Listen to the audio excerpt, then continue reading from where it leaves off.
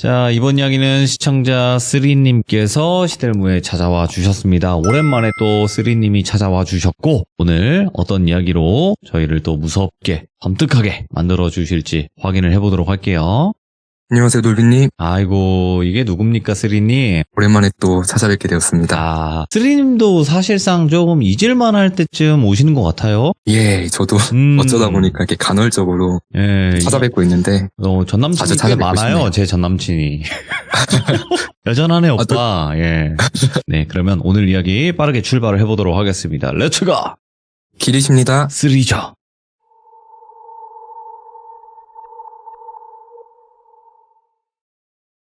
오늘 사연의 주인공을 혁준이라는 가명으로 지칭할게요. 예. 저와 비슷한 또래의 남성이었고, 저랑은 한두 살 정도 나이 차이가 나는데, 저랑 형 동생이 아니라 친구로 지냈던 사이여서 편의상 이 혁준이를 제 친구로 편하게 호칭하겠습니다. 오늘 들려드릴 사연 같은 경우에는 대략 한 2010년대? 그 어느쯤에 이 혁준이한테 한 4, 5년 동안 벌어졌던 이야기예요. 우선 제가 이 친구를 처음 만났던 때가 제가 고3 19살 때였어요. 오늘 사연이랑은 크게 관련은 없지만 제 얘기를 잠깐 해보자면 저는 남들과는 조금 다른 학창 시절을 보냈었어요. 예전 시참 때도 한번 말씀드렸었는데 어릴 때 해외에 잠시 머물렀었고 한국에서 중고등학교를 잘 다니다가 고등학교 때 다시 유학을 가려고 자퇴를 했었어요. 아, 예. 뭐 사고를 쳤거나 그런 건 전혀 아니고 저는 되게 모범생이었거든요. 공부도 열심히 해서 전교 2등도 해봤었고 아무튼 이렇게 유학을 목적으로 학교를 그만뒀는데 어찌저찌 해서 개인적인 사정으로 그냥 한국에서 지내면서 공부 열심히 해서 좋은 대학을 가자가 됐던 거죠. 그러다 보니까 수험생 시절에 저는 친구들처럼 학교를 안 가고 대신에 재수생 형 누나들이랑 같이 재수학원에 다니게 됐어요. 그래서 그 학원에서 처음 이 혁준이를 만나게 됐던 거죠. 또 당시 혁준이는 학원에서 친구들이랑 잘 어울리지 않고 혼자 조용히 다니는 친구였는데 그 외모 느낌이 약간 배우 송중기님을 많이 빼닮았었어요.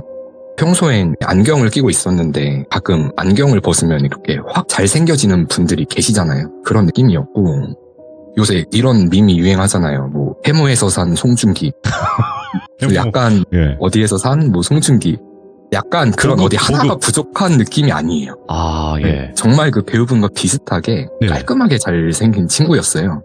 혁준이도 학원에서 또래들이랑 잘 어울리지도 않았고 저도 초반엔 나이가 거기 있는 학생들보다 한두 살 어렸다 보니까 먼저 형 누나들에게 다가가기가 쉽지는 않았어요. 그러다가 정말 우연한 계기로 이 혁준이랑 제가 단짝 친구가 됐는데 당시에는 그 스마트폰이 나오기 바로 전쯤이어서 요즘 학생들은 태블릿으로 공부를 하지만 저희는 그때 PMP라는 기계로 공부를 했었거든요. 그래서 막 PMP에 영화도 넣어서 보고 다운받은 음악도 듣고 했었는데 우연한 계기로 그 혁준이가 PMP로 듣고 있는 노래를 보니까 정말 매니아들만 아는 그런 언더그라운드 힙합 노래를 듣고 있더라고요. 저는 그 당시에도 이미 뉴에라 모자 꺾어 쓰고 바지도 팬티 걸쳐서 막 세깅해서 입고 다니고 누가 봐도 그냥 힙합 꿈나무였는데 이 혁준이는 이렇게 외적으로나 뭐 하는 행동이나 전혀 뭐 힙합이랑은 관련이 없을 것 같았는데 저한테 음악을 추천해줄 정도로 엄청난 힙합 매니아였던 거예요. 그래서 갑갑한 학원에서 정말 의지할 수 있는 한 줄기 빛을 만난 거죠, 서로가. 그래서 그때부터 바로 그냥 절친이 된 거예요. 서로에 대해서 뭐 사사로운 살아온 환경이나 뭐 이런 것들도 금방 알게 됐고 저희가 처음 만났던 그 해에는 혁준이한테 아무런 일이 없었어요. 이 친구가 여태 귀신 같은 걸 본 경험도 없었고 어떤 기이한 일이 없었거든요, 인생에 있어서. 그런데 같이 공부하던 그 해에 이건 현실 공포인데 저랑 혁준이 둘 다 원하는 대학 진학에는 실패를 했어요. 그래서 자연스럽게 수험생 기간이 자동으로 1년도 연장이 돼서 다음 해에도 저희 둘 다 수능 지옥에서 벗어나지 못하고 갇혀버리게 된 거죠. 당시 저는 이 학원을 짧게 몇 달 정도만 다녔던 거여서 네. 그 다음에는 그냥 인강 들으면서 독학으로 공부를 했었고 이 혁준이는 입시에는 실패를 했어도 처음보단 성적이 많이 올랐어서 당시 뭐 재수학원들은 그 수능 등급에 맞춰서 예를 들면 몇 과목이 1등급을 맞아야 그 학원에 등록이 가능하다거나 아니면 뭐 서울대 반 뭐 이런 식으로 따로 학생들을 모아서 운영하는 곳들이 많았어요.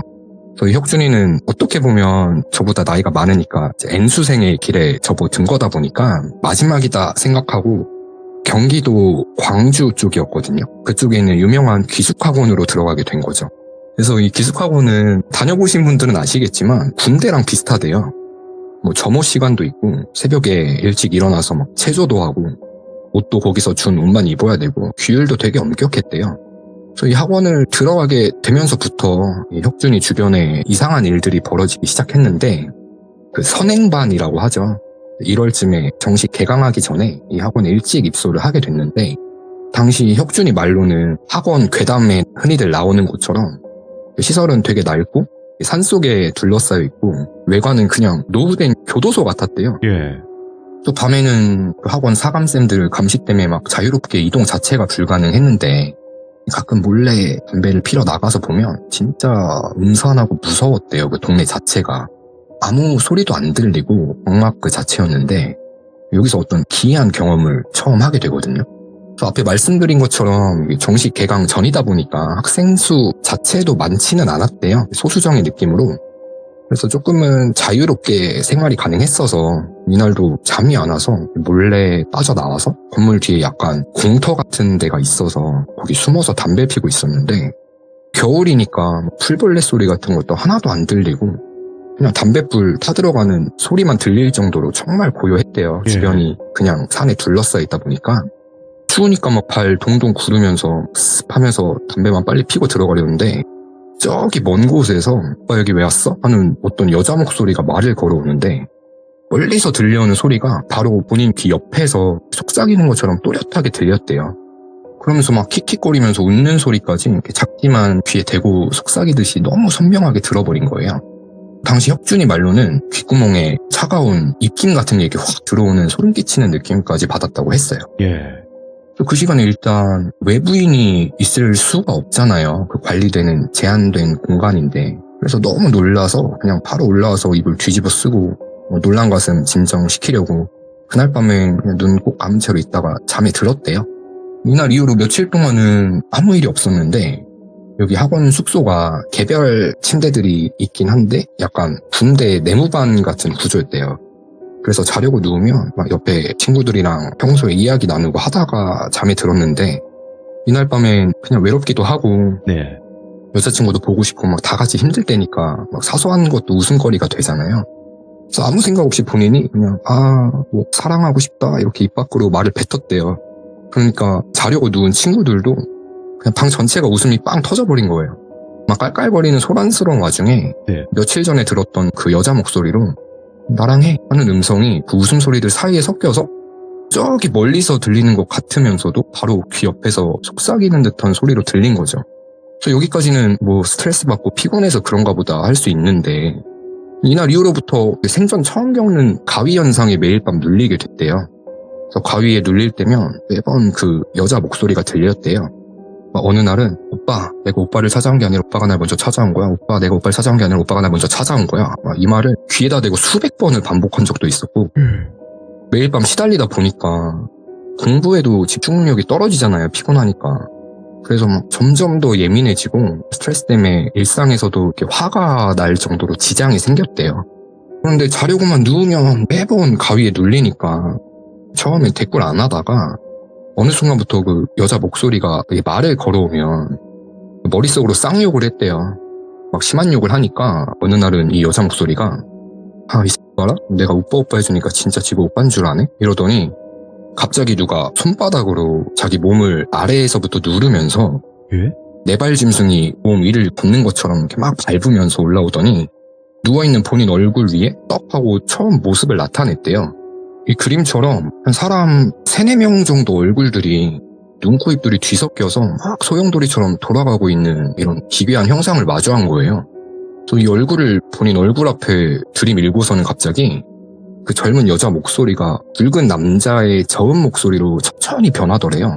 그래서 목소리가 점점 남자 목소리로 굵어지면서 넌 그냥 재미나 보면 된다고 내가 주는 거 그냥 받아먹기나 하라고 이런 이야기들을 하면서 사라졌고 그 이후로도 지속적으로 말을 걸어왔대요. 가위에 눌릴 때마다. 예. 그래서 이때부터 오늘 사연들이 본격적으로 시작이 되는데 그해 한 4월쯤에 이 혁준이한테 연락이 왔었어요. 기숙학원에서 나왔다고. 그냥 단과학원 다니면서 나도 쓰리 너처럼 독학해서 잘 준비해보려 한다 하길래 그 가위에 눌린 방금 들려드린 이야기는 당시엔 제가 전해 듣진 못했던 때라 그냥 학원이 안 맞았나 보다 이렇게 생각을 했었죠. 조금 시간이 지나고 혁준이가 동대문 근처에서 학원을 다닌다고 해서 저녁에 혁준이 학원 끝나는 시간에 맞춰서 학원 근처에서 오랜만에 약속을 잡고 만났어요. 그때 저 기괴한 모습의 여자 목소리 이야기를 듣게 됐던 건데 그러면서 혁준이가 했던 말이 야, 나 거기서 나왔는데도 집에서 잠을 자도 그 여자 목소리가 나오는 가위에 눌리고 있다. 아직도 매일같이 시달리는데 그 여자가 하는 말 중에 마음에 자꾸 걸리는 말이 있다. 그게 뭐냐 물어보니까 그 여자가 넌 사는 게 재밌냐? 재밌지? 가질 수 있을 때 다 가져봐. 어차피 그거 내가 다 다시 가져갈 거야. 이랬다는 거예요. 저도 당시에 이 말을 듣고 소름이 돋았던 기억이 있는데 그러면서 혁준이가 자꾸 모르는 사람이 갑자기 나타나서 자기한테 뭘 주고 간대요. 이건 뭔 소리지? 갸우뚱하는 찰나에 저 이때 진짜 몰래카메라인 줄 알았거든요. 뭐였냐면 그 둘이 만났던 가게가 네. 어릴 때니까 돈도 없고 해서 주경야돈이라고 예. 삼겹살이 1인분에 뭐 4,500원이었나 4,000원이었나 막 이렇게 싸게 파는 고깃집이었어요. 저희가 모르는 사람이 자꾸 뭘 준다 이런 이야기를 하고 있는데 뒤에서 불쑥 손이 갑자기 쑥 나오는 거예요. 그러더니 남자들끼리 있으면 그 나이트클럽 명함 주는 아저씨들 있잖아요. 사탕이랑 같이 들어있는 그 명함을 주는 거예요. 저도 깜짝 놀랐어요. 사실 너무 타이밍이 기가 막히니까. 근데 이 혁준이는 그 영업하시는 분이 뭐 명함 주면서 울비입니다. 찾아주세요 하고 명함을 쑥 내미니까 진짜 앉은 채로 발작을 했어요. 경기를 일으키면서 몸을 막 부들부들 떨더라고요. 놀라서. 그러니까 그 명함을 줬던 그분도 놀라고 저도 놀랐고 주변 사람들도 쳐다보고 할 정도로 이 혁준이가 이런 처음 보는 모습을 보이니까 저는 걱정이 돼서 야 혁준아 너 왜 이렇게 놀라냐고 괜찮냐고 하니까 또 저 이야기를 하는 거예요. 계속 막 자꾸 모르는 사람들이 자꾸 이렇게 뭘 준다고 그러면서 몇 가지 있었던 일화들을 얘기해줬는데 지금은 좀 오래전 일이다 보니까 전부 다 기억이 나진 않는데 하나 뚜렷하게 기억에 남았던 게 뭐였냐면 당시에 혁준이가 만나던 여자친구가 있었어요. 저랑 학원에서 처음 알게 됐을 때부터 이미 사귀고 있던 여자친구가 있었는데 기숙학원에서 나오고 나서 여자친구는 대학생이니까 둘이 저녁에 지하철 6호선을 타고 어딜 가고 있었대요. 둘이 나란히 앉아서 지하철을 타고 있었는데 어떤 청바지에 흰 티를 입은 20대에 평범해 보이는 여자가 엄청 밝은 미소를 띠면서 본인들 쪽으로 걸어오더래요. 지하철 칸 안에서. 그래서 뭐지? 이러고 보니까 자기는 모르는 여자길래 내 여자친구가 혹시 아는 사람인가? 이렇게 생각을 했는데 그 여자가 자기 여자친구 앞에 서더니 여자친구 손에 접힌 종이 쪽지를 하나 쥐어주더래요. 웃으면서. 여자친구 표정을 보니까 되게 당황을 한 거예요. 그래서 뭐 아는 사람이야? 물어보니까 자기 모르는 사람이라고 우리 쪽으로 다가오길래 난 혁준이 너가 아는 여잔 줄 알았다고. 그 여자는 그냥 쪽지만 휙 주고 다른 칸으로 사라졌대요. 그래서 여자친구가 받은 쪽지를 펴봤는데 뭐라고 써있었냐면 딱 두 글자가 써있었거든요. 죽어. 모르는 여자가 갑자기 와서 죽어라고 써있는 쪽지를 건네고 사라진 거예요. 실제로. 저도 이런 일은 당해보질 않아서 무슨 느낌이었을지는 상상이 안 가는데 사건이 이어지는 게 그날 밤에 혁준이가 잠에 들었는데 어김없이 또 가위에 눌린 거예요. 그러면서 그 눈, 코, 입이 뒤섞인 그 존재가 또 나타났대요. 나타나서는 막 얼굴이 소용돌이치더니 아까 지하철에서 쪽지를 줬던 그 여자 얼굴로 변하더니 본인을 보고 웃으면서 기대해? 라고 하면서 한참을 본인 몸을 짓누르는 가위에 시달렸다고 하더라고요. 제가 아까 말씀드렸던 것처럼 네. 이 귀신이 어차피 내가 다 가져갈 거라고 했었잖아요. 그 말이 계속 맴도니까 기대해라는 말이 단순히 그냥 악몽으로 여기고 지나치기에는 상황들이 계속 쭉 이어지니까 당시엔 많이 무서웠다고 했어요. 이 쪽지 사건 이후로 그 당시 혁준이 여자친구도 조금 이상한 말들을 하기 시작했는데 평소엔 전혀 없었던 의심이 많아지더래요. 처음에 자꾸 꿈에 혁준이 너가 다른 여자랑 서로 사랑을 표현하는 이상한 꿈을 꾼다. 여기서부터 시작해서 한 2년 넘게 사귀는 동안 집착이라는 게 단 한 번도 없었는데 핸드폰도 검사하고 공부를 해야 되는데 본인은 여자친구 집착이 너무 심해져서 어느 정도까지 갔냐면 너 내 총 무시하냐고, 그 누구냐고, 다 아니까 솔직히 얘기하라고 막 이렇게 욕설까지 하고 폭행까지 하는 지경에 이르렀대요. 그래서 그 여자친구랑 진짜 2주 사이에 급작스럽게 헤어지게 됐었고, 또 한 번은 저도 혁준이가 모르는 사람한테 뭘 예. 받는 경험을 직접 같이 겪었던 기이한 적이 있었거든요. 이때가 대학들 여름방학 시즌이었어요. 네. 8월쯤이었는데 수능도 얼마 안 남았고 저랑 혁준이랑 성적은 한참 모자라긴 했는데 네. 같이 가고 싶은 그 5손가락에 꼽히는 대학이 한 곳 있었어요. 그래서 그 캠퍼스에 한번 같이 구경을 가서 마음을 한번 다 잡아보자 하고 낮에 그 학교를 갔거든요. 캠퍼스 구경 잘 하고 사진도 찍고 리프레시하고 저랑 혁준이랑 정문으로 걸어 나오려는데 정문에 폐지 주려고 리어카 끌고 다니시는 분 같은 차림에 허리가 굽은 할머니가 한 분 서 계셨어요. 이질적인 느낌이 들긴 했는데 네. 별 생각 없이 정문을 나서서 걸어가려는데 그 할머니가 학생들 이리 와봐 하고 부르더라고요, 저희를. 그래서 얘 왜 그러세요? 하니까 그 할머니가 손에 들고 있던 걸 저희한테 내미시더라고요. 그게 뭐였냐면 한 1980년대에 생산된 것 같은 어이? 낡은 공책 한 권이었어요. 그래서 오래된 문구류니까 겉표지 색이 다 바래가지고 한눈에 봐도 디자인이나 이런 게 한 30년은 더 돼 보이는 그런 공책이었는데 그걸 저희한테 내밀면서 이거 둘 중에 누가 가질래? 라는 거예요. 뜬금없이. 저는 좀 부정 타는 것 같고 짜증이 나서 됐어요 이렇게 얘기를 하니까 할머니가 웃으면서 혁준이한테 그 공책을 딱 내밀더라고요.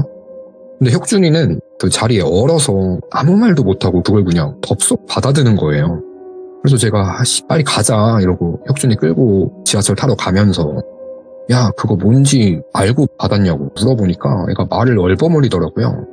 그래서 뭐 별일이 다 있다 하면서 그 공책을 열어봤는데 같이 그냥 새 공책이었어요.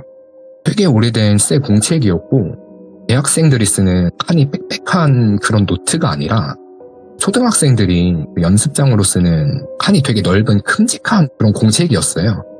그래서 뭐 이런 일이 다 있냐 신기하다. 근데 좀 찝찝하니까 그거 그냥 집에 가져가지 말고 버려라 하고 넘겼었고 그렇게 수능이 한 100일도 안 남았던 시점이니까 그날 이후로는 그 해에는 혁준이랑 만나진 않고 서로 공부 열심히 하면서 연락만 주고받으면서 수능을 치렀고 근데 웃긴 게 저는 당연히 그 학교는 원서도 못 넣었어요. 다른 학교에 합격을 했었고 그런데 혁준이가 학교에 덜컥 합격을 해버린 거예요. 그래서 술 한잔 하면서 진심을 다해서 축하해줬죠. 그러면서 야 너 진짜 대박이다. 너무 부럽다. 너 그때 그 할머니가 준 공책 내가 안 받고 너가 받아서 거기 너만 합격한 거 아니냐? 제가 농담을 건넸는데 혁준이가 갑자기 진지하게 예. 수라 사실 그게 맞는 것 같아 이러는 거예요. 그래서 원래 혁준이가 공부를 못하진 않았는데 저랑 비슷했었어요 성적이. 근데 그 학교 같은 경우는 정말 그 수능 시험에서 몇 문제 빼곤 다 맞춰야 갈 수 있는 최상위의 학교였는데 물론 그 3달 동안 자기가 공부를 엄청 정신 차리고 열심히 하긴 했는데 이상하게 수능 때 찍었던 문제들이 다 맞았대요. 자기도 너무 신기하대요. 그러면서 해준 말이 그때 그 할머니를 저랑 둘이 같이 봤었잖아요. 예. 그때 그 할머니가 이거 가져가 라고 하던 목소리가 본인한테는 자기가 괴롭히는 그 여자 목소리로 들렸었다는 거예요. 그땐 너무 놀래서 너한테 얘기할 겨를도 없고 괜히 너까지 나 때문에 부정 탈 것 같아서 일부러 얘기를 안 했었다. 이렇게 얘기를 하더라고요 저한테. 전 이전까지는 뭐 혁준이 말에 긴가 민가 했는데 예. 이때부터 저도 그 말을 확실히 믿었어요. 왜냐면 진짜 살면서 모르는 사람이 뭘 뜬금없이 주고 사라지는 게 위의 일들은 1년 사이에 벌어졌던 일들이다 보니까 조금 섬뜩하더라고요. 그리고 나서 각자 이제 새내기가 됐으니까 바쁘게 지내면서 연락은 자주 했었고 종종 만났어요 혁준이랑 둘이. 그때마다 저도 물어봤죠. 요새도 그 여자 형체를 보냐 물어보니까 가끔씩 잊을만 하면 나타난대요. 가위 눌릴 때만 보이는 게 아니라 현실에서도 헛것처럼 그 얼굴이 다른 사람한테 겹쳐서 보이거나 호. 다른 사람으로 나타날 때는 그 여자 목소리로 들린 적이 몇 번 있었대요. 그때 할머니처럼. 지금부터는 1년, 2년 후의 이야기예요. 그래서 당시에 혁준이가 잠깐 알바로 어느 학원에서 그 강사님의 조교로 일을 했었는데 한 번은 어떤 처음 보는 그 교복 입은 고등학생 여자애가 갑자기 오더니 뜬금없이 혹시 쌤 뭐 땡땡 무슨 노래 아세요? 이렇게 물어보더래요. 그래서 아니 모르겠는데? 이랬더니 휙 뒤돌아가면서 그것도 모르냐 병이 이러고 그냥 가버렸대요. 그래서 화가 나서 그 학생을 찾으려고 봤는데 방금 전에 막 봤던 학생인데도 누군지를 모르겠더래요. 그래서 같은 교복 입은 학생들 무리가 많아서 그런지 얼굴이 도저히 기억이 안 났대요. 그리고 그날 밤에 잠에 들자마자 가위에 눌렸는데 매번 괴롭히는 여자 목소리가 아까는 기억이 안 나던 그 여학생 얼굴을 하고 나타났대요. 그러더니 막 어떤 노래를 반복해서 계속 부르는데 그 가사가 세상에 다시 태어나 뭐 사랑이 찾아오며 뭐 이런 처음 들어보는 노래 구절을 계속 반복을 해서 부르길래 그래서 잠에서 깨고 그걸 기억해놨다가 검색을 해본 거예요. 근데 진짜 그 가사를 가진 노래가 있어요. 그리고 그 여자가 불렀던 멜로디까지 똑같은 노래가 있는 거예요.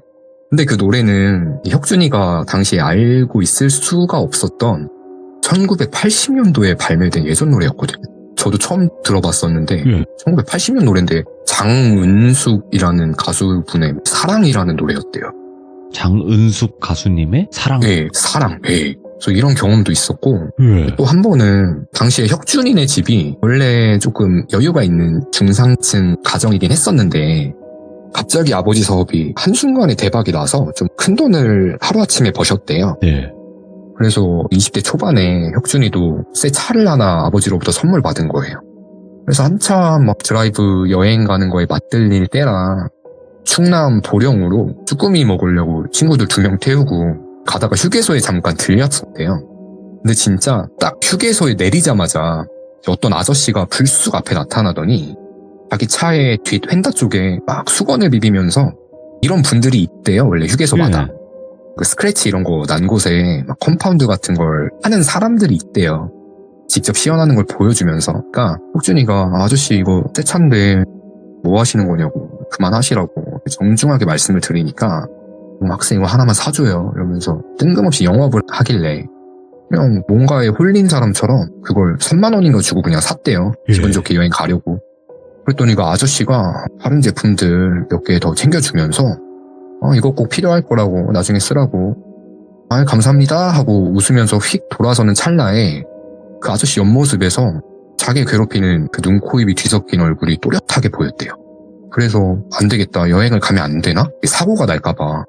근데 이제 거의 다 목적지에 뭐 반 이상 왔던 상태다 보니까 친구들도 그냥 야 뭔 소리야 이래서 막 그냥 어쩔 수 없이 운전을 엄청 조심해서 남은 목적지까지 갔는데 가는 도중에 그 가는 길이 꼬불꼬불한 그 1차선 산길이었대요. 근데 비가 온 것도 아니고 해도 쨍쨍했는데 달리다가 주행 중에 차량 왼쪽 앞바퀴가 그냥 빠져버렸어요. 주행 중에. 바퀴가 빠지면서 차가 돌면서 진짜 그 뒷 휀다가 박살이 난 거예요. 아까 그 아저씨가 수건으로 닦고 있던 그 휀다 쪽이 박살이 났는데 다행히 타고 있던 친구들이나 혁준이는 크게 다치진 않았었대요. 뭐 이런 기이한 일도 겪었었고 아마 지금 말씀드릴 게 마지막 사건이 될 것 같은데 네네. 이 사건은 좀 많이 무거워요. 이 일이 있고 나서부터 저랑 혁준이랑 그 연락이 끊겼었거든요. 그래서 혁준이가 재학 중이던 학과가 흔히들 말하는 그 사자가 들어가는 전문직들 있잖아요. 그중 하나와 관련된 학과였어요. 그래서 학교를 다니면서 같은 과를 다니는 또 새로운 여자친구도 생겨서 꽤 오래 둘이 만나고 있었는데 제가 혁준이한테 직접적으로 여자친구랑 둘 사이의 관계에 대해서 전해들은 적은 없었어도 저랑 겹치는 친구들이 몇 명 있어서 주변에서 들어보게 되면 둘이 되게 사이도 좋고 잘 어울리는 한 쌍이었어요. 근데 잘 만나다가 전문직이 되기 위한 과정이 있는데 대략 말씀드리면 그 시험을 몇 단계 치러야 하는데 혁준이는 그 시험을 통과했고 여자친구는 시험에 떨어졌었대요. 이것도 원인 중에 하나가 됐던 것 같은데 그 여자친구분이 학교 동아리실에서 떠나가셨어요. 그러면서 유서를 남겼는데 약간 혁준이에 대한 열등감과 질투, 원망 같은 내용들이 적혀 있었고 넌 평생 후회할 거야. 나 없이 잘 사나 보자. 같은 내용들이 혁준이를 대상으로 유서를 쓰고 학교 동아리실에서 그런 비극적인 일이 벌어진 거죠. 근데 이 당시가 제가 알기로는 혁준이가 가장 많이 심하게 그 존재한테 시달리던 때였거든요. 제가 아마 혁준이었어도 그 악한 존재가 또 내 소중한 걸 뺏어갔구나. 충분히 이런 생각이 들었을 것 같아요. 이 사건이 워낙 충격적이긴 하잖아요. 듣기만 해도. 그런데 어디 뉴스 한 줄로라도 나오지 않았어요. 당시에는. 네. 학교에서 되게 쉬쉬했던 사건인 것 같은데 저는 혁준이의 개인적인 입장에서만 이 이야기를 전달드리는 거니까 듣는 분들께서도 오해는 없으셨으면 합니다. 아무튼 이때 저도 여러 차례 혁준이랑 연락을 했는데 많이 힘들어 했었죠. 그러다가 어느 날 뭐 어떠한 트러블도 없이 예. 자연스럽게 멀어진 게 아니라 혁준이로부터 일방적으로 연락이 뚝 끊겼어요. 그래서 뭐 제 카톡을 차단하거나 한 건 아닌데 전화나 연락 자체가 닿지를 않더라고요. 그래서 저도 아쉽긴 했지만 제 삶의 일부분이잖아요. 대인관계라는 거는. 네네. 그래서 뭐 다른 소중한 친구들도 당시에 뭐 주위에 많이 있었고 그래서 자연스레 제가 군대도 다녀오고 음악 활동도 하고 대학원도 가고 했다 보니까 혁준이랑 연락이 끊긴 채로 지낸 지가 벌써 7년 정도가 된 것 같거든요. 꽤 지났네요, 그래도. 예, 그래서 정말 한때 제일 친했던 단짝이었다 보니까 가끔 카톡 친구 정리하면서 몇 년 만에 그 친구 카톡 프로필을 봤던 적이 있는데 예. 한때 웨딩 사진이 올라와 있었던 때가 있었어요. 그래서 뭐 벌써 빠르게 결혼까지 해서 잘 살고 있나 보다. 다행이다. 속으로 생각만 했던 기억이 있는데 비교적 최근에 제가 이 혁준이와 겹치는 지인을 정말 오랜만에 일 때문에 마주친 적이 있었어요. 그래서 오랜만에 생각이 나서 혁준이는 어떻게 잘 지내냐 물어보니까 그 지인이 저한테 해준 말이 몇 년 전에 죽었대요. 스스로 생을 마감했다고. 어이구, 예. 이렇게 이야기를 해주더라고요. 너무 충격이었죠. 사유까지 물어보진 않았는데 대략 듣기로는 집안 상황이 갑자기 악화되기도 했고 주변에 사람 문제도 좀 있었나 봐요. 개인적으로 힘든 일이 있었겠죠. 네. 그래서 너무 안타깝고 저는 좋은 곳으로 갔기를 바랄 수밖에 없죠. 그렇죠. 이 친구의 명복을 빌면서 저도 제 인생에 대해서 한번 돌아보게 됐던 경험이 있었고 이 이야기를 들려드려도 될까 말까 고민을 하다가 예. 저도 이 친구를 이제 마음에서 좋은 곳으로 떠나보내고 싶어서 용기를 내서 한번 사연을 전달드려 봤고요. 근데 대체 제가 좀 궁금증 의문이 드는 게 네. 왜 그 기숙학원 때부터 이런 게 따라 붙었던 건지 모르겠고 그러니까요. 그리고 주변에 약간 소중한 것들을 앗아갔다라고 봐도 무방할 사건들이 무수히 많이 벌어졌었잖아요. 그렇죠. 제가 알고 지내던 기간 동안만 해도 저는 들려줬던 그 말들 중에 이게 너무 마음에 걸리는 거예요. 너가 갖고 있는 거 내가 다 가져갈 거라고. 예. 그러다 보니까 아마 저를 포함해서 본인의 측근들을 좀 어느 순간부터 멀리 했던 게 아닐까. 일부러 소중한 걸 잃을까봐. 이건 저만의 추론이었고 오늘 들려드리는 사연은 여기까지고 다시 한번 혁준이 형의 명복을 빌어보겠습니다. 근데 이 소중한 거를 빼앗기 위해서 진짜 예. 좀 야금야금 그렇게 했던 게 아닌가 생각을 해요. 그런 귀신들이 있다고는 하더라고요. 예, 저도 이 이야기를 들었던 거는 꽤 시간이 예전이었는데 얼마 전에 이제 이 친구의 부고 소식을 꽤 지난 이후에 듣게 된 거예요. 네네. 그러다 보니까 저도 좀 잊고 지냈던 친구 생각도 많이 나고 그때 묘사해준 그 귀신 같은 그 존재의 모습이 너무 기괴했다 보니까 그렇죠. 저런 게 뭐 악귀일까? 아니면 뭐 여러 악귀들이 합쳐져서 친구를 계속 야금야금 괴롭힌 건가? 그냥 사람 괴롭히고 사람 그렇게 만든 건 다 악귀죠 뭐. 예, 그런 것 같습니다. 악한 행위를 하는 것 자체는 그냥 전부 다 악귀예요. 그냥 범죄자 같은 거죠. 예. 맞는 말씀이세요, 돌빈님? 네, 그거예요. 그냥 뭐 선한 귀신도 있다고는 하는데 사람을 안 좋게 만드는 그런 귀신도 있는 거니까 그냥 우리 사람 사는 거랑 똑같지 않겠습니까? 라는 또 생각이 드네요. 네, 맞습니다. 네, 오늘 쓰리님 고맙습니다. 네, 감사합니다. 네, 고맙습니다. 이렇게 또 세상에는 좋은 귀신, 나쁜 귀신도 나뉘어 있다고들 합니다. 그러니까 여러분들도 항상 조심하시고 내 주변 사람들 한 번씩 더 뒤돌아보는 그런 시간을 가졌으면 좋겠습니다. 다시 한번 항상 건강하시고요, 시청자분들. 그리고 항상 많은 응원 부탁드리도록 하겠습니다. 감사합니다.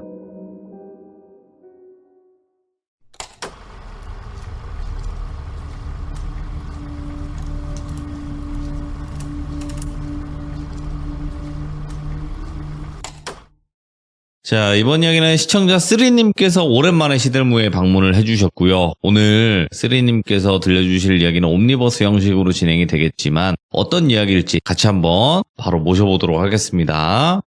안녕하세요, 돌비님. 쓰리님. 오랜만에 찾아뵙습니다. 아, 굉장히 오랜만이네요. 예, 한 2달 만에 또 뵙게 된 것 같아요. 그동안 또 많이 바쁘시기도 하고 오늘 또 준비하신 이야기들이 한 2가지 정도 되는 것 같습니다, 보니까. 예, 맞습니다. 네, 근데 첫 번째 이야기부터는 장마철에 좀 어울릴 이야기인 것 같아요, 보니까. 예, 맞습니다, 돌비님. 알겠습니다. 그러면 오랜만에 찾아오신 쓰리님의 이야기 바로 출발을 해보도록 하겠습니다. 렛츠고! 기르십니다. 쓰리예요.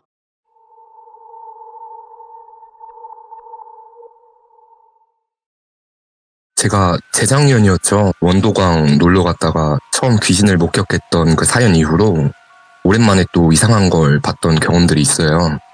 작년 장마철이랑 지난달에 제가 직접 겪었던 짧은 경험담들을 모아서 한번 들려드려 볼게요.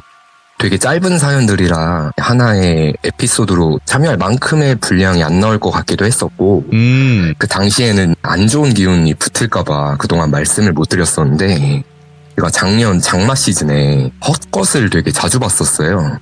자주 목격했다기보다는 유독 비가 오는 날에만 어떤 한 여자를 계속 마주쳤었거든요. 예?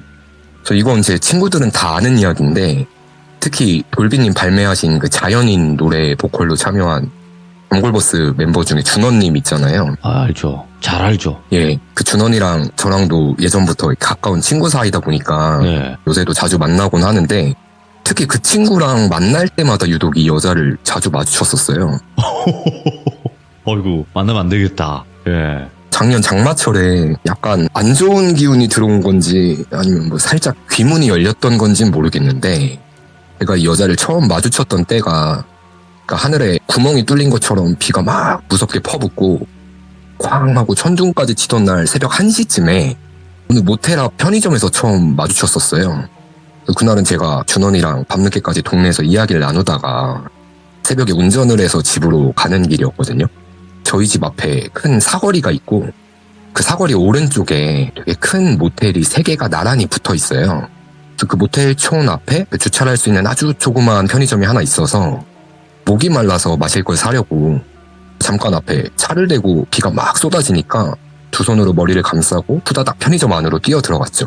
되게 작은 편의점이고 뭐 알바 한 명만 앉아서 이렇게 폰을 보고 있길래 음료수랑 살 것만 간단히 후딱 사고 편의점 문을 열고 밖을 나서려는데 제 오른쪽 편에 그 출입구 옆에 어떤 여자가 정면을 똑바로 쳐다보면서 정자세로 서 있는 거예요. 보통 편의점 앞에 아이스크림 냉장고 하나 있고 천장에 작은 천막이 쳐 있는 한 명 정도 잠시 비를 피할 수 있는 그런 곳을 상상하시면 되는데 분명 제가 들어갈 땐 입구 앞에 아무도 없었거든요. 편의점에서 나간 사람도 없고 제가 편의점 안에 머무른 시간이 한 1분이 채 안 됐는데 마치 오래전부터 그 자리에 서 있었던 것처럼 편의점 앞에 가만히 서서 도로 건너편 정면 방향만 빤히 응시하고 있는 거예요. 그러니까 저는 그 문을 열고 나오면서 이 앞만 보는 여자의 왼쪽 옆모습을 마주친 상황인 거죠. 제가 왜 이상함을 느꼈었냐면은 마치 제가 나오기를 기다리고 있던 것처럼 느껴졌었어요, 분명히. 근데 시선은 저를 쳐다보질 않아요. 고개를 돌려서 저를 힐끗 본다거나 뭐 눈길 한 번을 안 주고 계속 정면만 응시하고 서 있는 거예요, 그냥 가만히. 그 여자 생김새가 어땠냐면 20대 후반 정도 젊은 여자였고 키는 한 170 정도 큰 키에 긴 생머리에 되게 창백한 피부였는데 이 여자의 차림새에서 제가 되게 이질감을 느꼈거든요. 그 안녕 프란체스카 아시죠? 한여름에 그 프란체스카 같은 검정색 긴팔에 긴 레이스 달린 드레스를 입고 막 폭우가 내리는 새벽에 편의점 앞에 덩그러니 서 있던 건데 지금 생각해보면 동네에서 입고 다닐 만한 일상복이 아닌 거예요. 옛날 그 박지윤 가수님 그 성인식 그 무대 의상처럼 허벅지부터 다리 옆란이 다 뚫려있는 그런 드레스를 입고 절 기다리고 있으니까 무섭잖아요. 이건 귀신이든 사람이든 뭐든 그냥 무서운 상황인 거예요. 설명이 길었는데 제가 말씀드린 지금 이 여자를 마주친 상황은 실제로는 30초도 채 안 됐었어요. 짧은 순간에 문을 열고 나오면서 이 여자를 마주친 건데 저는 바로 제 차로 가려고 비가 너무 많이 쏟아지니까 다시 두 손을 머리 위로 감싸고 바로 뛰어가려던 찰나에 이 여자가 갑자기 저한테 말을 걸어요. 근데 저랑 아이 컨택을 하고 말을 거는 게 아니라 본인 정면만 응시하면서 옆에 서 있던 저한테 말을 거는 거죠. 돌비님 그 한숨인데 답답해서 내쉬는 한숨이 아니라 되게 개운한 상쾌한 한숨 아세요? 뭐 이러면서 뭐. 예. 되게 상쾌한 그 공기를 머금은 것 마냥 오. 막 이렇게 한숨을 내쉬면서 제가 이 목소리를 잊을 수가 없는 게 살면서 이렇게 나긋하고 상냥하고 매력적인 여성의 목소리는 처음 들어봤던 것 같아요. 그 여자가 저한테 날씨가 너무 좋죠? 기분이 너무 좋네요. 기분이 너무 좋아요. 기분이 지금 너무 좋아요. 지금 천둥이 치고 비바람이 불고 있는데 저한테 이렇게 말을 거는 거예요. 되게 행복한 미소를 머금은 그 입꼬리가 지금도 선명히 떠오르는데 분명 그때 제가 홀렸던 거겠죠. 그 순간에 이거 그린라이트인가? 뭐 이런 만남을 운명이라고 하나? 나 이 여자랑 사귀고 싶다. 뭐 이런 이상한 생각이 들더라고요. 그래서 저도 뭐에 홀린 것 마냥 그러게요, 날씨가 너무 좋네요 라고 이야기를 건네려던 찰나에 정신이 이렇게 번쩍하고 들어서 그냥 그 여자를 못 본 척 무시를 했어요. 아무것도 못 보고 아무것도 못 들은 것처럼 그냥 제 차로 뛰어와서 시동부터 걸고 일부러 한 길로 한 바퀴 뺑 돌려서 다른 쪽으로 해서 집으로 막 도망치듯 돌아왔었거든요. 제가 그때 뭘 봤었냐면 이 여자가 한 손에 검정색 우산 같은 걸 쥐고 있었어요. 한 손에 딱 잡히는 그 3단 우산 같은 거 있잖아요. 저는 그게 우산인 줄 알았는데 이 여자 말에 대답을 하려고 쳐다보면서 손에 든 걸 보니까 그게 우산이 아니라 검은 실인데 거의 채찍 굵기에 밧줄만한 돌돌 말린 검은 실뭉텅이 같은 걸 들고 있었어요. 너무 기괴해서 도망치듯 집에 도착해서 방금 내가 경험한 게 이게 실제 있던 일인가? 몇 분 사이에 뭐에 홀린 듯이 기이한 경험을 했다 보니까 너무 무섭더라고요. 차림새가 기괴하다 보니까 혹시 뭐 유흥가에서 일하는 여자였나? 생각해봐도 그 근방에 노래방이나 뭐 그런 것도 없는 그냥 숙박시설만 있는 곳이고 말이 안 되는 게 비가 그렇게 쏟아졌는데 머리나 옷이나 불에 한 방울도 젖지를 않았어요, 비에.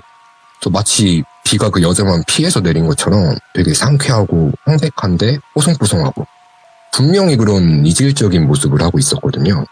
이때는 근데 귀신이라기보다는 그냥 정신이 이상하거나 기묘한 사람이겠거니 하고 넘겼거든요. 그런데 이날 이후로 제가 비가 오는 날이면 이 여자를 말도 안 되는 곳에서 여러 번 마주쳤어요. 이 일이 있고 한 일주일 후였나? 이날도 제가 그 잠골버스 준원이랑 또 어디 타 지역에 갔다가 제 차로 같이 귀가를 하는 길이었어요. 이날도 비가 막 엄청 쏟아지는 늦은 저녁이었고 제가 초행길인 곳이라 길이 낯설긴 했는데 내비가 그런 적이 한 번도 없었는데 계속 빠져야 되거나 갈라지는 구간에서 그거 아시죠? 뭐 경로를 이탈하여 재탐색합니다. 이게 뜨면서 원래 안내하던 길이 아닌 다른 쪽으로 자꾸 급하게 경로를 변경하게끔 만드는 거예요. 그러다 보니까 도착 시간이 거의 한 30분이 더 늘어나더라고요. 예. 원래 가던 길로만 쭉 갔으면 전혀 문제가 없던 건데 먼 길로 뺑 돌아가게끔 안내를 하길래 왜 이러지 하면서 제가 짜증이 난 상태로 운전을 하고 있었는데 거기가 왕복 8차선 도로였어요. 제가 1차로에서 멈춰 있다가 좌회전 신호를 받고 좌회전을 하면서 오른쪽 조수석 쪽 사이드 미러를 보는데 예. 지금도 소름이 돋는데 정면에 반대쪽 차선이 아니라 그 차선이 존재하지 않는 대각선 방향에서 처음에는 작은 점처럼 보였거든요, 사이드 미러에. 예? 근데 한 1초 사이에 뭐가 웽 하면서 제 눈앞을 가득 채우는데 거의 시속 200km 정도 속도로 오토바이가 제 차로 돌진해 오는 게 보이는 거예요. 그래서 전 웽 하면서 그 돌진해 오는 소리도 분명히 들었었고 뭐야 하면서 조수석 창문을 보는데 그 여자 있죠? 그 여자랑 똑같은 그 검은 드레스 복장을 한 사람이 다리 옆 라인이 찢어진 옷을 입고 있으니까 오토바이를 타고 있으니까 두 다리가 훤히 보이죠. 다리가 하얘요. 그래서 피부가 흰 게 아니라 하얀 어떤 긴 머리의 형체가 막 머리가 산발이 돼서 그 데스노트의 사신 류크 아세요? 그 류크 같은 표정으로 오토바이를 타고 제 차 조수석 쪽으로 웽 하고 그냥 돌진해 오는 거예요. 그래서 이게 진짜 찰나의 순간인데 막 슬로우모션처럼 그 형체가 천천히 줌인이 되는 것처럼 느껴졌거든요. 그때 진짜 나 죽는다 이 생각까지 했어요. 그러니까 막 빗길에 그 핸들 옆으로 틀면서 끼익 하면서 그 도로 한가운데 겨우 차를 멈춰 세웠었거든요. 다행히 주변에 다른 차들이 없어서 사고가 나거나 어디 들이받지는 않았어요. 정말 다행인데 결론적으로는 제가 헛걸 본 거예요. 좌회전을 하던 찰나에. 그러니까 이거 옆에 앉아서 핸드폰 보고 있던 준호이도 놀라서 막 소리 지르고 진짜 큰 사고로 이어질 뻔했었거든요. 그래서 제가 준호이한테 야, 너 못 봤냐고 지금 옆에서 오토바이가 웽 하면서 막 총알처럼 달려오길래 나 부딪힐 뻔했다. 그런데 얘는 소리도 못 듣고 아무것도 못 본 거예요. 저만 그 편의점에서 봤던 그 여자였던 걸 보고 들은 건데 이날 이후로도 제가 비가 올 때면 그 여자를 자꾸 봤어요.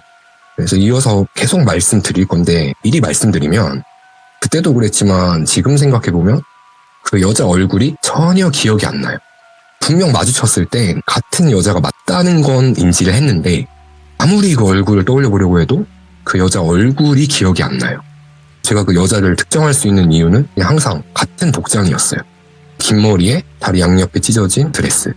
와, 진짜 이런 사고가 날 뻔할 정도로 헛것을 본 적은 살면서 처음이었거든요.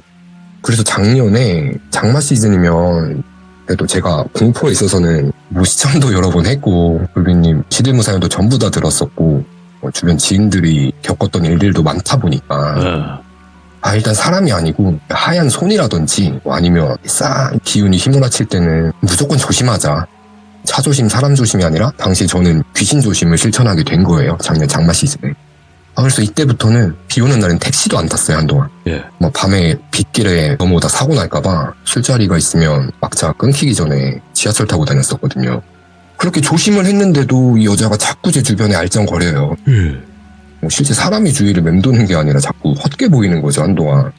도빈님, 제가 보내드린 사진 한번 띄워주실 수 있을까요? 건물 사진? 여기가 어디냐면 제가 살고 있는 단지 출입구 쪽인데 항상 이 길을 걸어서 안으로 들어와야 공동현관 입구가 나와요. 보통은 사진에서 보이는 것처럼 새벽에는 환하게 불이 다 켜져 있는데 이날도 제가 동네에서 준원이랑 다른 친구들이랑 술 한잔하고 자정이 넘어서 비가 오는 새벽에 이 길을 걸어서 귀가를 한 거죠. 여기가 무슨 구청에서 운영하는 사무실 같은 곳이거든요. 여기가 정말 간혹 가로등 불이 아예 안 들어올 때가 있어요. 가로등 불이 없으면 여기가 완전 암흑이거든요. 그럴 때면은 창문들이 파란색으로 보여요, 한밤중에는. 그리고 진짜 안 믿으실 수도 있는데 100% 제 실화예요. 그래서 여기가 수시로 제가 매일같이 지나다니는 길이다 보니까 가로등이 켜져 있나 꺼져 있나 신경도 안 쓸 때가 많고 이날은 술도 좀 먹었겠다 이렇게 그냥 걸어서 들어오다 보니까 가로등이 다 꺼져 있었어요. 그러다 보니까 월광에 창문을 통해서 건물 안이 환히 보이는 거죠. 그 달빛에. 그러니까 당연히 시선이 건물 안쪽을 보면서 지나가는데 제가 옆을 쓱 걸어가니까 창문 안에서도 누가 쓱 옆으로 지나가는 게 느껴져요. 진짜 공포 영화에서 보는 귀신처럼 걷는 게 아니라 스르륵 하고 지나가요. 놀라서 이 시간에 저 불 꺼진 사무실 안에 사람이 있다고? 이상하다 하면서 지나가면서 다음 두 번째 창문을 보는데 이번엔 그 누가 고개를 숙이고 저 안에 서 있는 거예요, 가만히. 그 검은 드레스 여자가 건물 안에 서 있는 게 파란 조명 아래 서 있는 것처럼 보이는 거예요, 달빛에 비춰서. 그래서 근데 이게 꿈속도 아니고 제가 평소에 귀신을 보는 사람도 아니다 보니까 무섭긴 했는데 저는 약간 내 귀가 허해졌다. 저건 진짜가 아니다 생각하면서 저도 좀 미쳤죠. 그래, 뭐 계속 해봐 이렇게 하면서 세 번째 창문을 봐도 그 여자가 똑같이 가만히 서 있어요. 네 번째 창문을 봐도 똑같이 고개를 숙이고 서 있는 거예요.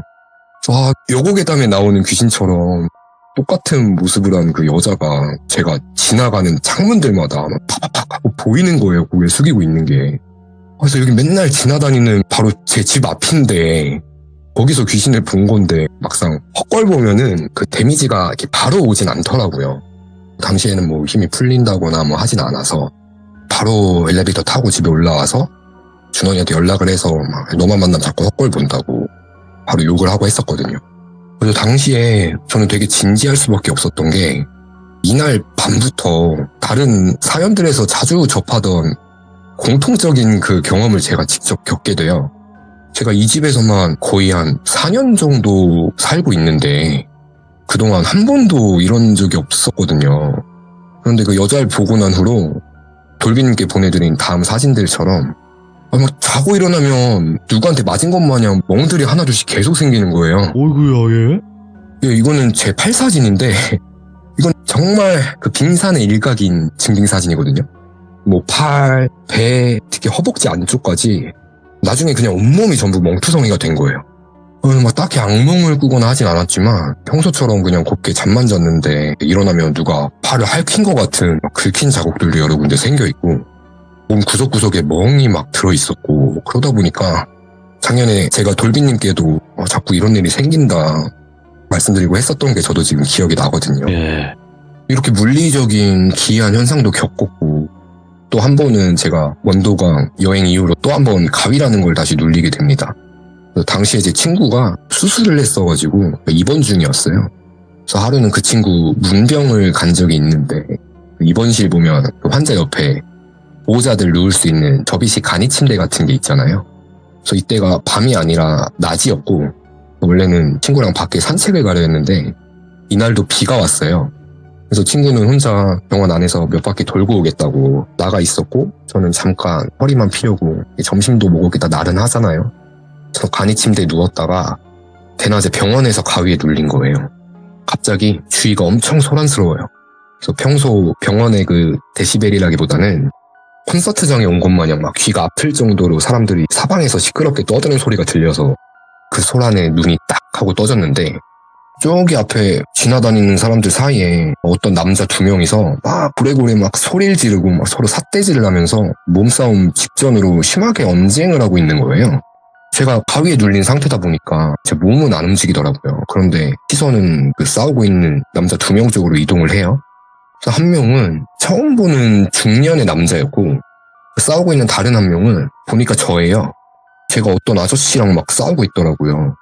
유체 이탈이라고 해야 될까요? 3인칭 시점으로 제가 저를 보고 있는 거예요. 가위에 눌린 상태에서. 뭐 때문에 싸우고 있는지 모르겠는데 둘이서 막 엄청 실랑이를 하다가 제 눈에 보이는 제 모습이 그 아저씨한테 그래서 너가 누군데? 이렇게 소리를 지르더라고요. 그러니까 그 중년 아저씨가 내가 너야 이러는 거예요. 둘이 계속 이걸로 실랑이를 벌이고 있던 거죠. 그래서 그 상황을 강제적으로 쳐다볼 수밖에 없었는데 목소리도 안 나오고 그 싸우던 상대방인 저는 계속 그 아저씨를 막 이렇게 툭툭 쳐요. 치면서 그래서 너가 누구냐고 계속 화를 내면서 묻고 있는데 물을 때마다 이 아저씨는 내가 너야, 내가 너라고 계속 이렇게 같은 대답을 반복하는데 점점 목소리가 나긋한 여자의 목소리로 변하는 거예요. 내가 너라고 하던 게 점점 내가 너야, 내가 너라고 이런 식으로 그 여자 목소리로 변하더니 그 아저씨 모습이 서서히 그 검정 드레스 여자 모습으로 바뀌면서 시선이 제 쪽으로 고개를 돌려요. 그러면서 편의점 앞에서 처음 봤던 그때 모습처럼 되게 상쾌하게 Never stayed in tune. We built a choir from broken sounds. Threw our voices at the clouds. Every note fell back like stone. Guess we never learned the tone. You laughed sharp, it cut the night. Still it felt a little like light. We don't land on harmony. We just hit what we can reach. Gravel sky, we shouted wrong. Till it turns into a song. Out of time, out of key, but it sounds like you and me. We don't need it clean or right, we just need it loud tonight. You try to sing it right, but it never stayed in tune. We built a choir from broken sounds. Threw our voices at the clouds. Every note fell back like stone. Guess we never learned the tone. You laughed sharp, it cut the night. Still it felt a little like light. We don't land on harmony. We just hit what we can reach. Gravel sky, we shouted wrong. Still it turns into a song. Out of time, out of key, but it sounds like you and me. We don't need it clean or right, we just need it loud tonight. You try to sing it right, but it never stayed in tune. We built a choir from broken sounds. Threw our voices at the clouds. Every note fell back like stone. Guess we never learned the tone. Your laugh sharp, it cut the night. Still it felt a little like light. We don't land on harmony. We just hit what we can reach. Gravel sky, we shout it wrong.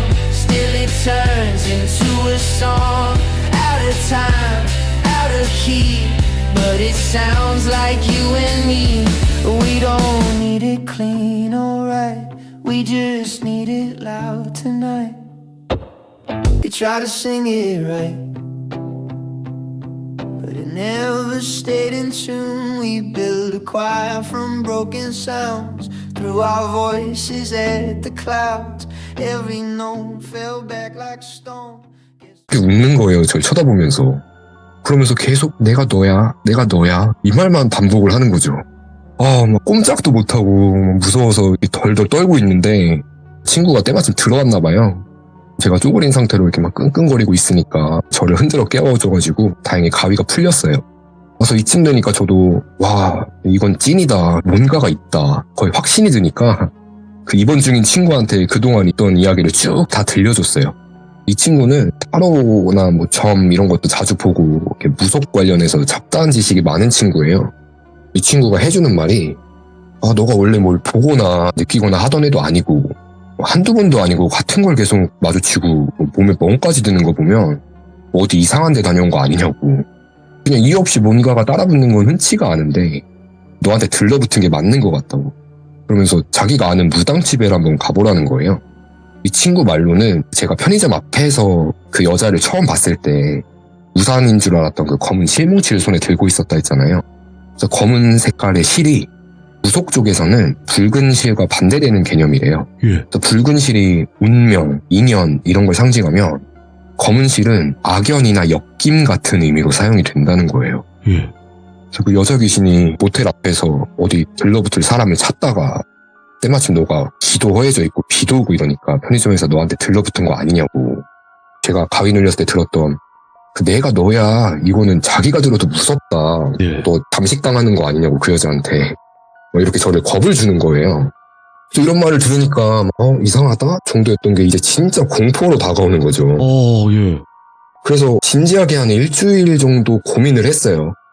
그 알려준 무당집에 한번 가볼까 하다가 괜히 가서 안 좋은 얘기 들으면 더 찝찝할 것 같아서 결국 무당집에 가진 않았어요.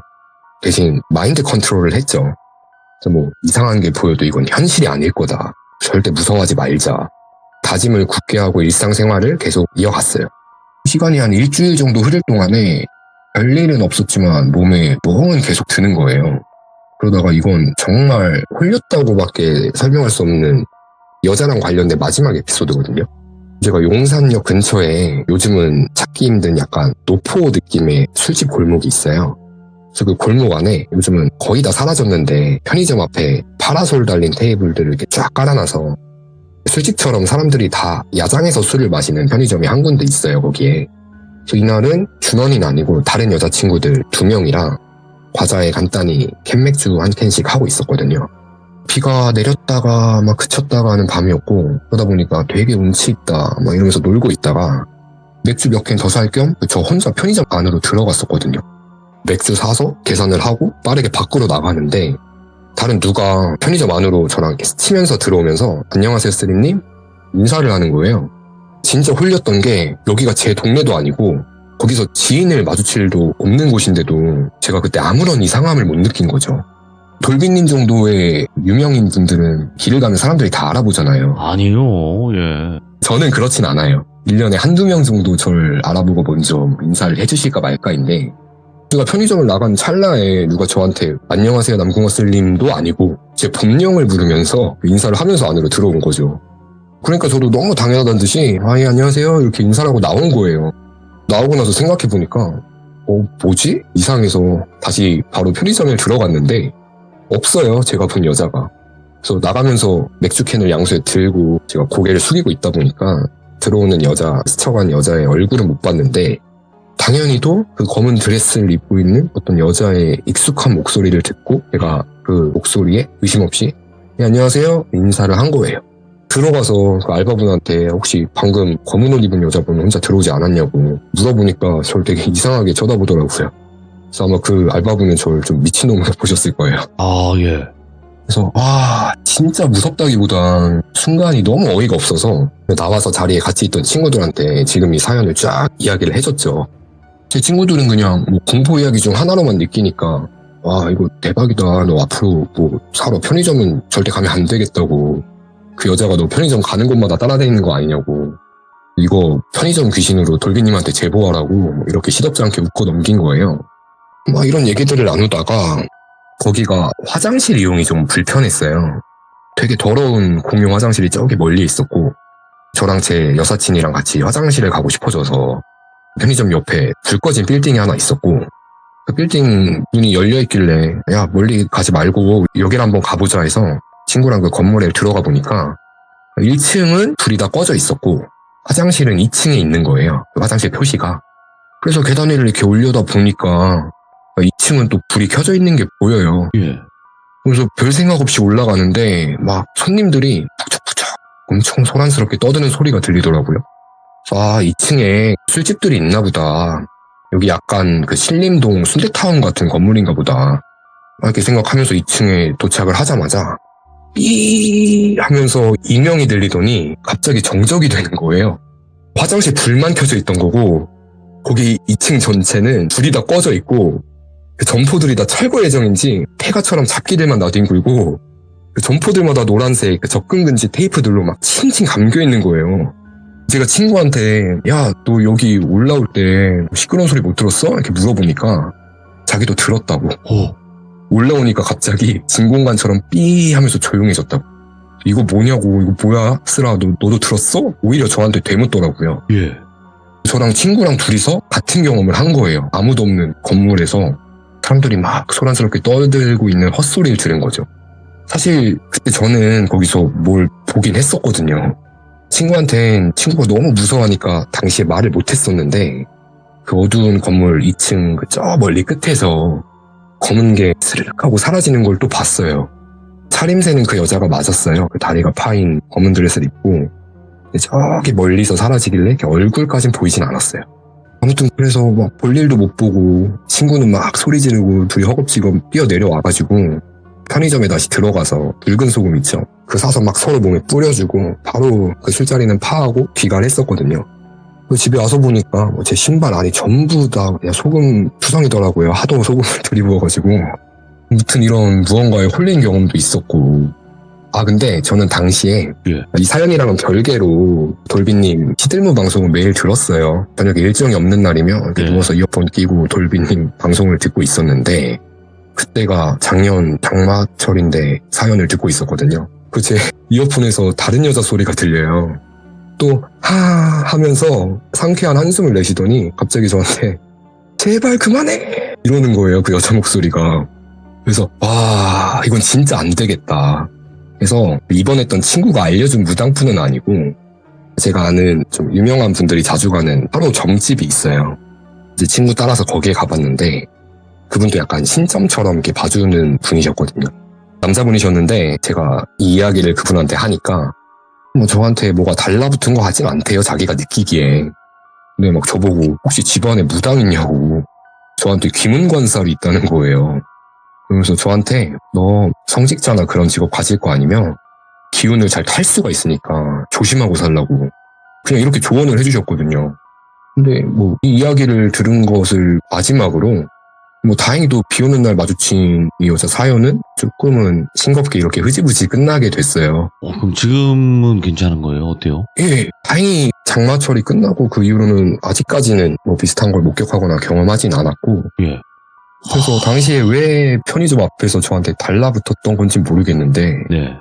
한 달 정도 작년 장마철 기간에 제가 겪었던 첫 번째 경험담이었습니다. 섬뜩하네. 이렇게 자세하게는 몰랐었는데, 예, 제가 대충 뭉뚱을 해서 돌비님께 한번 이렇게 말씀을 드렸던 적은 있는 것 같아요. 작년. 힘드시겠다.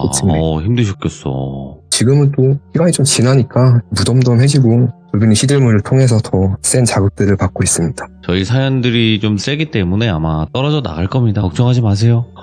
네, 맞습니다. 자, 그러면 또 다른 이야기도 있나요? 예, 이건 정말 짧은 네. 그러니까 무서움보다는 기이함에 가까운 경험담인데요. 아직 한 달이 채 안 된 이야기예요. 제가 야구를 되게 좋아해요. 그래서 응원하는 팀이 매년 꼴찌만 하다가 올해는 정말 오랜만에 가을 야구까지 1, 2위까지 기대해봐도 좋을 것 같아서 오. 그 응원팀 경기를 직관하려고 그 팀의 연고지로 제가 야구 볼 겸 1박 2일 여행을 다녀왔었거든요. 네. 토요일 낮 경기라 첫날에 야구도 재밌게 보고 맛있는 거 먹고 그날은 별일이 없었어요.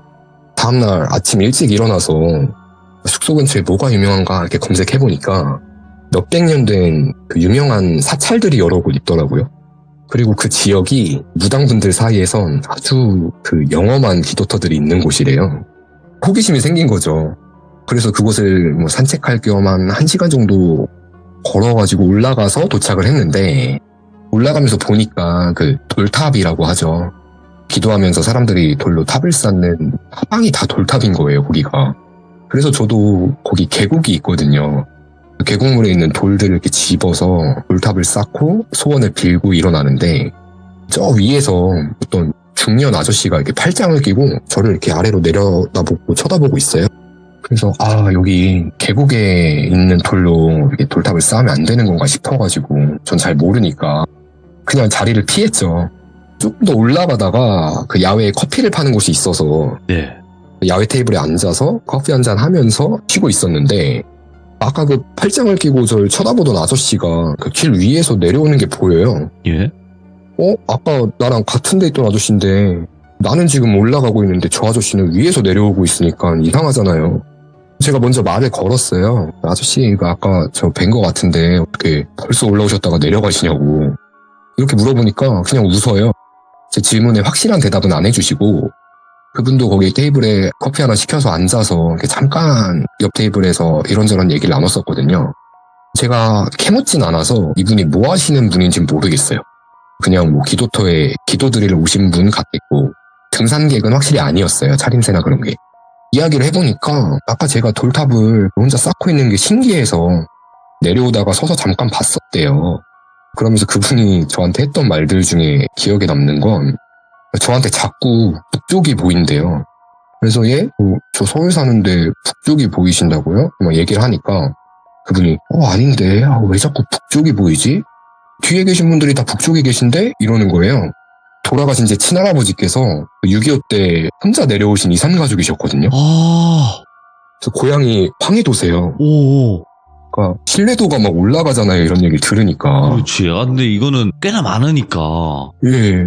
그래서 고민거리도 그분한테 얘기하고 지금 들려드린 거 편의점 썰도 풀어드리고 얘기를 좀 더 나눴는데 이분이 저한테 또 삼지창이 보인대요. 자꾸. 그래서 그게 뭐냐. 전 뭐 포세이돈 그런 건 줄 알고 뭐 불조심하라는 걸까? 포크인가? 속으로 그렇게 생각을 했는데 이분이 뭐 자세히는 얘기를 안 해주시고 네. 그냥 그거 그냥 좋게 생각하면 된다고.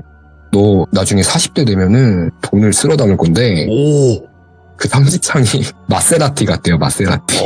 마세라티 탈 거라고. 이탈리아. 예. 예, 뭐 그런 얘기 들으니까 기분은 좋더라고요. 그러면서 그분이 저기 무슨 위에 땡땡 암을 지나면 사찰이 하나 있는데 네. 저보고 자네는 불공을 드리면 참 좋을 것 같다는 거예요. 온 김에 꼭 그 사찰에 들려서 부처님께 공양을 드리고 가라. 이 얘기를 하길래 예, 알겠습니다. 뭐 아저씨 건강하세요. 뭐 이렇게 인사하고 일어나서 그분이 말한 사찰로 갔죠. 한 15분, 20분 더 걸어갔던 것 같아요.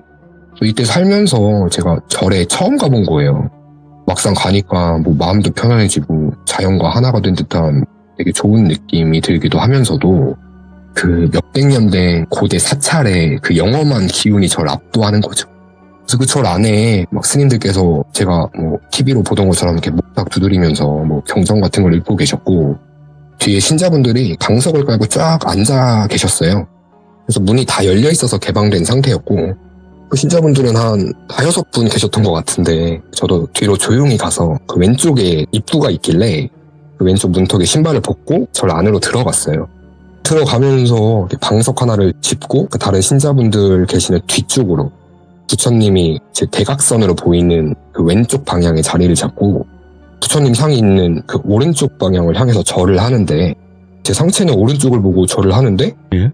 누가 옆에서 저를 막 발로 차는 것처럼 제 무릎 방향이 왼쪽으로 틀어지면서 부처님이 계신 방향이 아니라 엉뚱한 왼쪽 방향을 향해서 절을 하게 되는 거예요. 삼배라고 해서 그 부처님께는 절을 3번 드리는 걸로 알고 있는데 3번을 똑같이 다 그러는 거예요. 저는 분명 오른쪽을 보고 절을 드리는데 왼쪽 엉뚱한 방향으로 제 하체가 틀어져요. 마지막 3번째는 그래서 절을 드리다가 어지럽지도 않은데 몸이 또 틀어지길래 절을 하다 멈췄거든요. 뭐지? 이렇게 이상하긴 했지만 진심을 다해서 마음속으로 기도를 올리고 다시 들어온 왼쪽 방향으로 나가려는데 그때가 뭐였냐면 알고 보니까 천도제를 지내는 중이었던 거예요.